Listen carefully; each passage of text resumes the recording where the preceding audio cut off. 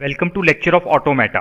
इस लेक्चर में हम जो टॉपिक कवर करेंगे वो है कॉन्टेक्स्ट फ्री ग्रामर, जिसको CFG भी कहा जाता है। कॉन्टेक्स्ट फ्री ग्रामर होती क्या है, इसको किस तरह से बनाया जाता है, किस तरह से इससे प्रॉब्लम जो है उनको सॉल्व किया जाता है और इसकी हमें जरूरत क्यों पड़ती है, हम ये सब चीजें इस लेक्चर में देखेंगे। तो सबसे पहले हम डिफाइन करते हैं कि बेसिकली ग्रामर क्या चीज होती है। Grammar consist of set of rules to construct a sentences in a language, कि किसी भी लैंग्वेज के अंदर जब हमने कोई सेंटेंस बनाना होता है तो हम कुछ रूल्स यूज करते हैं, उस रूल को हम ग्रामर का नाम दे देते हैं। अब यहां पे जो चीज हमारे सामने आती है, तो हमने सिंपल ग्रामर को डिफाइन कर लिया, हमें कॉन्टेक्स्ट फ्री ग्रामर की ऑटोमेटा में जरूरत क्यों पड़ती है। देखिए, अभी तक हमने जो लैंग्वेज पढ़ी ना, वो हमने रेगुलर लैंग्वेज पढ़ रहे हैं हम, कि रेगुलर लैंग्वेज को किस तरह रिप्रेजेंट किया जाता है। हमने कहा कि हर वो लैंग्वेज जिसका रेगुलर एक्सप्रेशन बन जाए, या जिसको हम फाइनाइट ऑटोमेटा से यानी NFA DFA वगैरह जिसका हम बना सकें, उसको हम रेगुलर लैंग्वेज कहते हैं।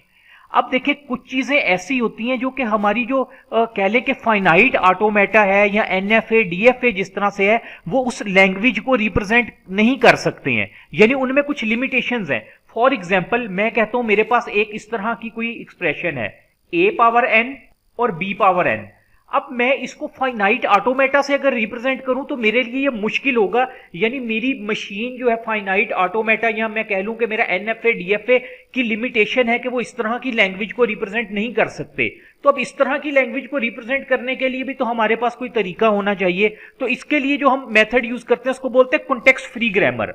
अब जो कॉन्टेक्स्ट फ्री ग्रामर होती है ना, ये regular language as well as non regular language, इन दोनों को रिप्रेजेंट करने के काम आती है। तो हम कह सकते हैं ये जो CFG है ये मोर पावरफुल है एज कंपेयर टू जो हमने पढ़ी थी फाइनाइट ऑटोमेटा, यानी जिसमें हमने पढ़ा था NFA DFA वगैरह और TG ट्रांजिशन ग्राफ। तो ये उनकी निस्बत ज्यादा पावरफुल है और जो उसमें लिमिटेशंस हैं ये उसको कवर करती है। ठीक है, तो और आसान लफ्जों में मैं आपको बता दूं, आप सिंपल ये कह सकते हैं कि वो वाली लैंग्वेज जो कि हम फाइनाइट ऑटोमेटा के थ्रू रिप्रेजेंट नहीं कर सकते हैं, उसको हम कॉन्टेक्स्ट फ्री ग्रामर के थ्रू रिप्रेजेंट करते हैं। और हमारा जो फाइनाइट ऑटोमेटा होता है ना, वो तो हम सिर्फ रेगुलर लैंग्वेजेस के लिए यूज करते हैं, लेकिन ये जो हमारी कॉन्टेक्स्ट फ्री ग्रामर है ये regular languages as well as non regular languages के लिए भी यूज होती है। CFG is used to generate all possible pattern of string in given finite language। अब कॉन्टेक्स्ट फ्री ग्रामर का क्या, इसकी प्रॉपर्टी क्या है, या ये क्या काम करती है ग्रामर, जितने भी पॉसिबल स्ट्रिंग होते हैं ना उसको जनरेट करती है, हमारे लैंग्वेज में देख लेती है कि उससे उस लैंग्वेज से कितने पॉसिबल स्ट्रिंग्स बन सकते हैं। स्ट्रिंग्स क्या होता है, स्ट्रिंग होता है, हम कहते हैं कॉन्कैटिनेशन ऑफ हमारे पास जो अल्फाबेट्स होता है, कैरेक्टर्स होते हैं, उसको हम स्ट्रिंग कह देते हैं। इसके अलावा it consist of set of production rules that generate the string of language. अब वो जो हमने कहा ना स्ट्रिंग बनती है, स्ट्रिंग बनेगी कैसे, कुछ ही रूल से बनेगी। जिस तरह हमने कहा ना ग्रामर में तो होते ही रूल हैं, तो हमारे पास कॉन्टेक्स्ट फ्री ग्रामर में क्या होंगे, कुछ प्रोडक्शन रूल होंगे। हम उन रूल्स को यूज करके जो है उस जो हमें लैंग्वेज दी जाएगी उससे हम स्ट्रिंग को जनरेट कर लेंगे। अब कॉन्टेक्स्ट फ्री ग्रामर की टपल्स की बात करते हैं कि इसके टोटल 4 मेन टपल्स हैं, यानी जो हमने रूल्स डिफाइन करने होते हैं ना प्रोडक्शन रूल्स, वो इन टपल्स को लेके हम डिफाइन करते हैं, यानी V, T, P और S, ये इसके टपल्स हैं। अब ये होता क्या है, V क्या है, सबसे पहले देखते हैं V क्या है जी, फाइनाइट सेट ऑफ वेरिएबल्स। हमारे पास फाइनाइट सेट ऑफ वेरिएबल है और ये नॉन टर्मिनल्स होते हैं। टर्मिनल वो होता है जहां पे आप कह लें कि हमारा लैंग्वेज टर्मिनेट हो रही हो, कि स्ट्रिंग टर्मिनेट हो रही हो, टर्मिनल का वर्ड यहां पे इस मकसद के लिए यूज किया गया।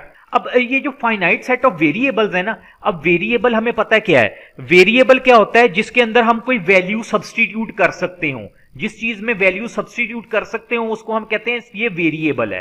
अब जो इसमें हमारे पास CFG में जो वेरिएबल होंगे ना, वो हमेशा कैपिटल लेटर के साथ हम डिनोट करेंगे। इसी तरह जो T होगा, T क्या है, सेट ऑफ टर्मिनल्स। टर्मिनल्स जो होंगे उनको हमेशा हम स्मॉल लेटर के साथ रिप्रेजेंट करेंगे।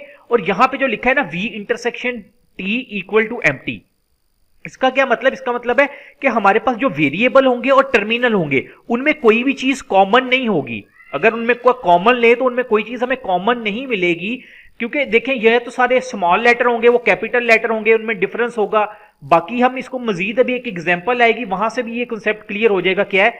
और नेक्स्ट है हमारे पास थर्ड नंबर पे P है हमारे पास प्रोडक्शन रूल। ये वो रूल होते हैं जिनकी मदद से हम कॉन्टेक्स्ट फ्री ग्रामर बनाते हैं। उनको प्रोडक्शन रूल या सब्स्टिट्यूशन रूल्स बोलते हैं। सब्स्टिट्यूशन रूल का क्या मतलब, जिस तरह हमने कहा ना वेरिएबल है, अब जाहिर बात है वेरिएबल को क्या करेंगे, इसमें कोई वैल्यू सब्स्टिट्यूट होगी, उस वेरिएबल की कोई ना कोई वैल्यू होगी, तो इसलिए उससे हम प्रोडक्शन रूल बनाते हैं। और एस क्या है, स्टार्ट वेरिएबल, यानी स्टार्ट वेरिएबल जहां से हमारा ये ग्रामर स्टार्ट होगी उसको हम स्टार्ट वेरिएबल या एस के साथ जो है वो रिप्रेजेंट करेंगे। सीएफजी टपल्स एग्जांपल, इसको मैं आपको एक एग्जांपल से समझाने लगूं। ये वही टपल्स लिखे हैं जिनको अभी हमने देख लिया, वी टी पी और एस क्या चीज है। देखिए आप ये अगर सबसे पहले देखें ना, यहां पे कुछ लिखा हुआ है एस इंप्लाइज ए, फिर कैपिटल एस और 1। अब क्या मतलब, इस लैंग्वेज में हमने कहा है कि एस जो है वो स्टार्ट वेरिएबल होगा। हमेशा ये जो लैंग्वेज है हम बनाएंगे ना, कॉन्टेक्स्ट फ्री ग्रामर लिखेंगे तो वो हमेशा एस से ही स्टार्ट की जाती है, वो एस उसका स्टार्ट वेरिएबल कहलाता है।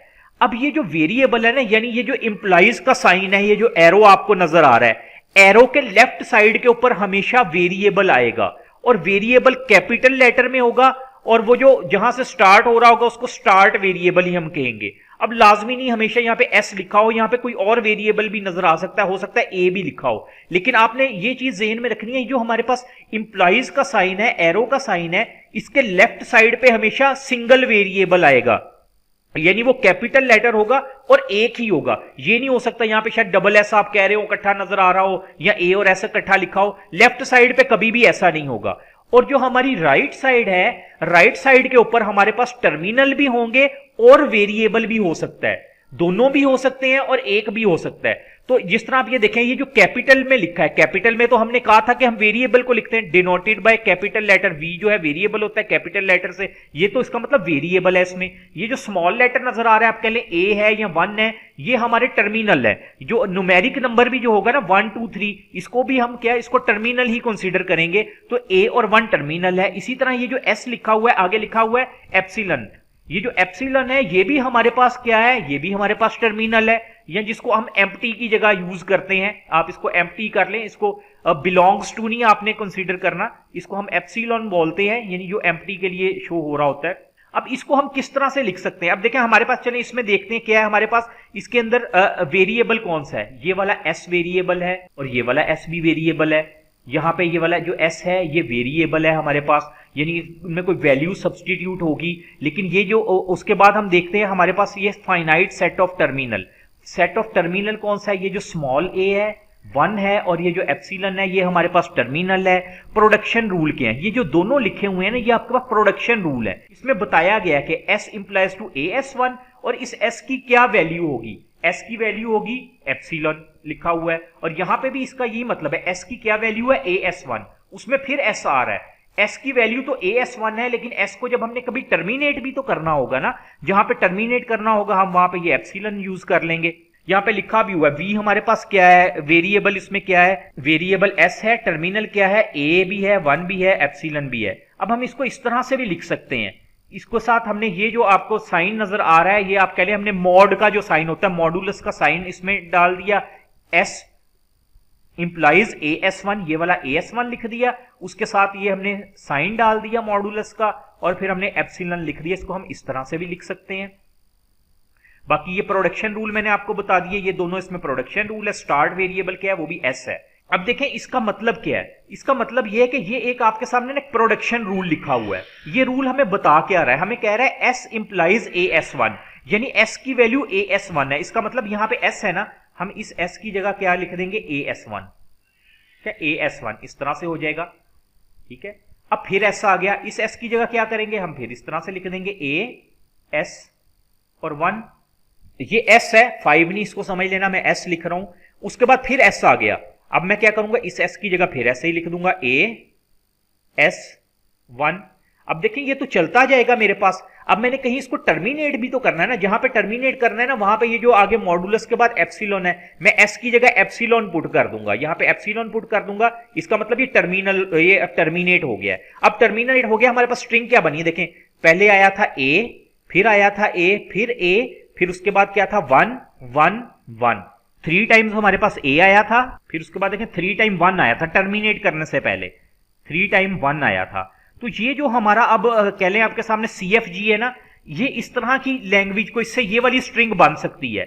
इस स्ट्रिंग को हम कैसे लिख सकते हैं, हम इसको लिख सकते हैं a की पावर n और 1 की पावर n। अब ये जो n है, n क्या है, n इज ग्रेटर देन और इक्वल टू 0 होगा। तो अब देखें ये वाली जो इस तरह की लैंग्वेज है ना, हमने यही कहा था कि हमारा जो सिंपल फाइनाइट ऑटोमेटा है ना, उसकी लिमिटेशन है वो इस तरह की जो हमारे पास लैंग्वेज होती है उसको रिप्रेजेंट नहीं करता, लेकिन कॉन्टेक्स्ट फ्री ग्रामर इस तरह की लैंग्वेज को रिप्रेजेंट कर लेती है। Thank you.